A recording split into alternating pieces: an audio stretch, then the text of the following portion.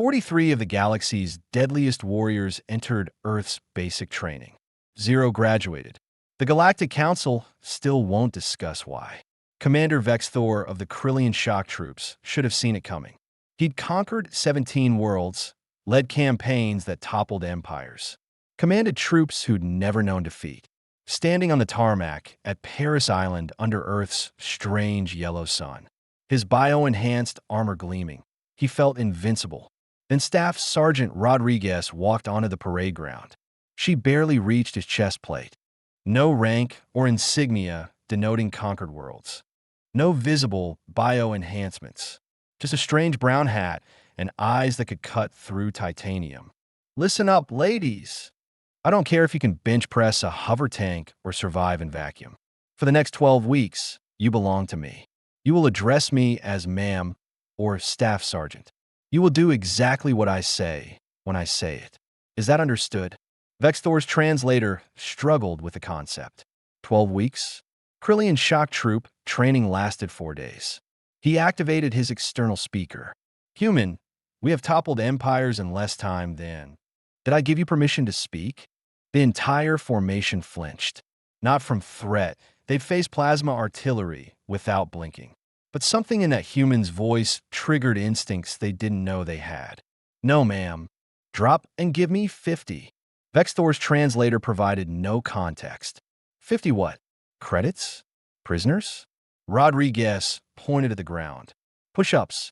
Now. Week 1. The breaking. The Galactic Marines learned that Earth's gravity was a cruel mistress. At 1.2 G, their bioenhancements meant nothing when a 5 feet 4 inches human could run circles around them carrying the same pack weight. Private Zarkoth of the Vraxian Commandos, survivor of the siege of Proxima, decorated in 7 campaigns, vomited after the first 3-mile run. In atmosphere. On flat ground. Even his bio-enhanced lungs screamed for mercy. Humans didn't grant it. Move it, Zarkoth. My grandmother runs faster, and she's been dead for 6 years. The obstacle course was worse. Walls designed for baseline humans became insurmountable barriers for species evolved in low-gravity environments. The Kryllians bred for strength couldn't grip the ropes with their armored appendages. By day 4, 16 of the original 43 had requested emergency extraction. Rodriguez denied every single request. You want to quit? Earn it. Finish the crucible, and I'll personally fly you home. None of them knew what a crucible was. The translator offered severe test of endurance. They should have been more afraid.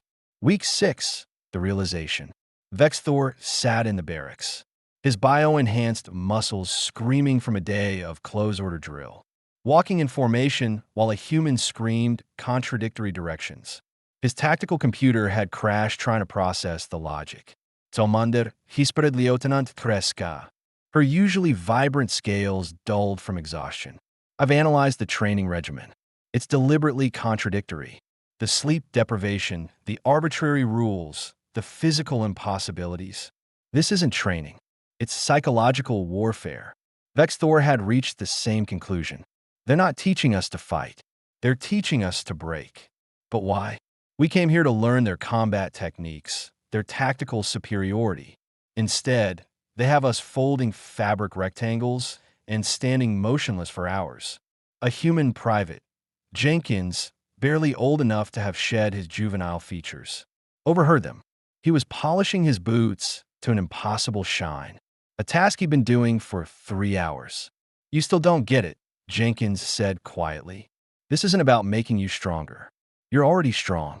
This is about making you human. We don't want to be human, Vex'thor growled. Jenkins smiled. Exactly. That's why you'll never graduate. Week 12, the Crucible. 54 hours. 45 miles. Full combat load. No sleep. Of the original 43 Galactic Marines, only 12 remained. They'd lost soldiers to injury, psychological collapse, and, most shamefully, simple surrender. Species that had never known defeat had begged human drill instructors for mercy.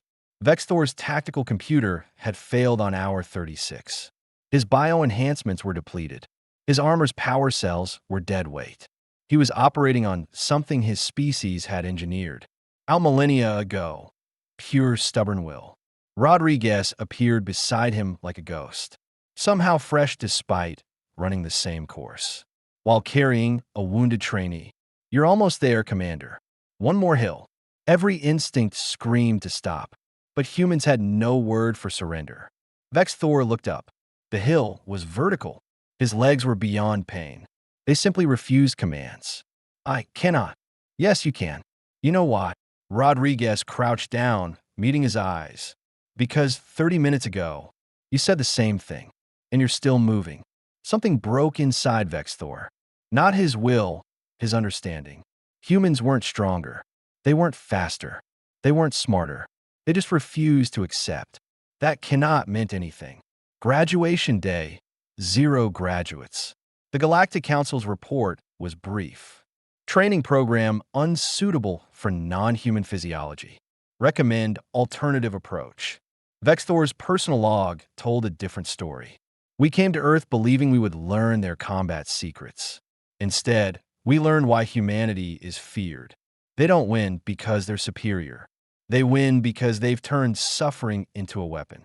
Every human who graduates this program has been broken and rebuilt into something that simply will not stop. We fail not because we were weak, but because we were sane. The humans call it earning the title. I call it madness. Magnificent, terrifying madness. Rodriguez watched the alien ships depart, then turned to her human recruits. All right, ladies. That was the easy part. Now we start real training.